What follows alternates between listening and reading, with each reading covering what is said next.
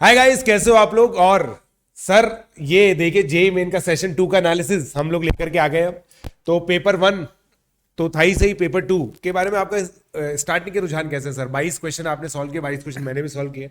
मतलब मेरा मानना यह है कि जेई मेंस का लेवल फिर से दोबारा से वही हो चुका है जो 2024 में रहा था। इजी मतलब। हाँ, मतलब जनवरी अटेम्प्ट में थोड़ा सा झटका दिया भी था, हाँ। लेकिन वापस से यू टर्न मार लिया है और वापस से फिर से बहुत ही आसान पेपर आया। मतलब बट सर इसमें मेरे को एक प्रॉब्लम लग रही है, मैथमेटिक्स का पेपर बहुत सरल है।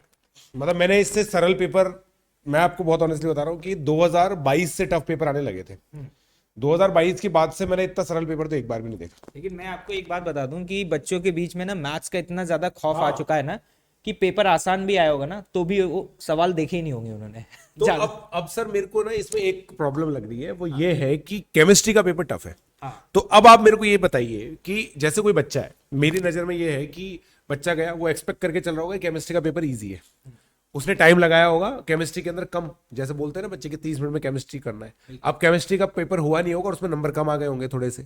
और मैथ्स में बच्चा पहले से सोच के चलता है कि नहीं आएंगे।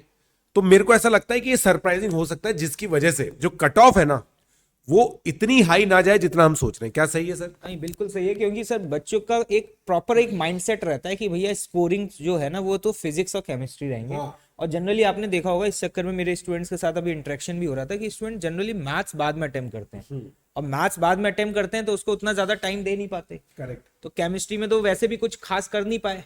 मैथ्स आसान था, लेकिन ये बात कई सारे स्टूडेंट्स को बाद में रियलाइज हुई। हाँ वही मैं कह रहा हूँ। तो यार इसका मतलब देखो, बच्चे जैसे सर, मैं तो जितने बच्चों से मिला ना, उन बच्चों ने ये चीज बोली, रिएक्शन के जैसे किया। तो वो ये बोल रहे हैं, एक बच्चा है वैसे अपना जिसके मैथ्स में 96 मार्क्स आ रहे हैं, फिजिक्स में 100 मार्क्स आ रहे हैं, और केमिस्ट्री में 80 मार्क्स ही आ रहे हैं। आदित्य की बात कर।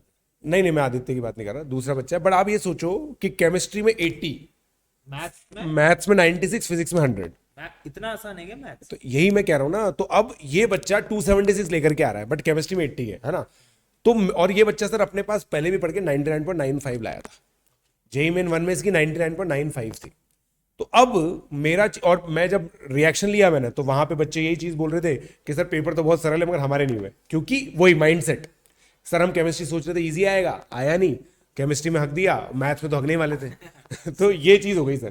खैर चलिए सर, अब अपन देखते हैं। तो ये स्प्लिट है सर। मैथमेटिक्स के 10 क्वेश्चन आए 11वीं के, 12वीं के 12 क्वेश्चन आए। फिजिक्स के अंदर 11वीं के 12 और 12वीं के 10।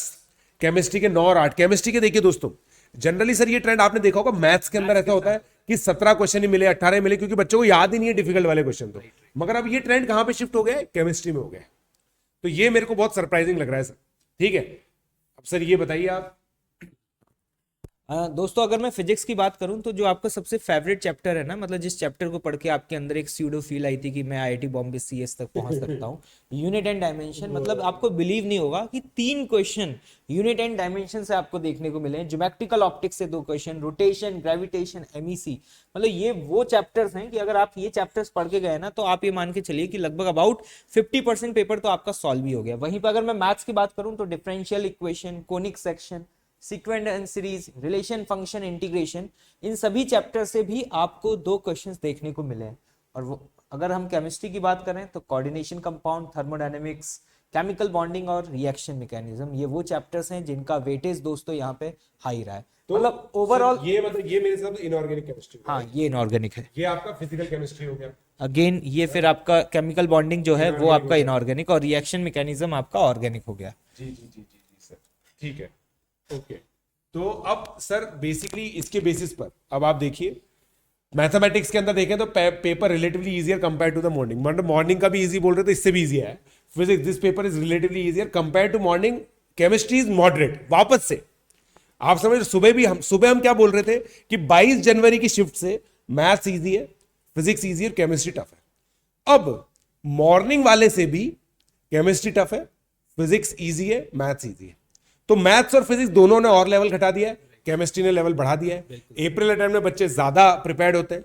इसी वजह से सर जो कट ऑफ है वो अपन ने ये निकाली है कि 99.9 जो है, अपन ने मॉर्निंग में बोला था 236, ये 243 पर अपन लोग प्रेडिक्ट कर रहे हैं। 99, 186, 95, 129, 93.24 वो स्कोर होता है जहां पे जनरली जेई मेन से एडवांस में क्वालिफिकेशन होता है। वो 117 नंबर पर यहां पे जाने की उम्मीद है। मतलब हम ये कह सकते हैं फॉर जनरल कैटेगरी जो मिनिमम मार्क्स हैं वो आपको 117 रिक्वायर होगा। बिल्कुल।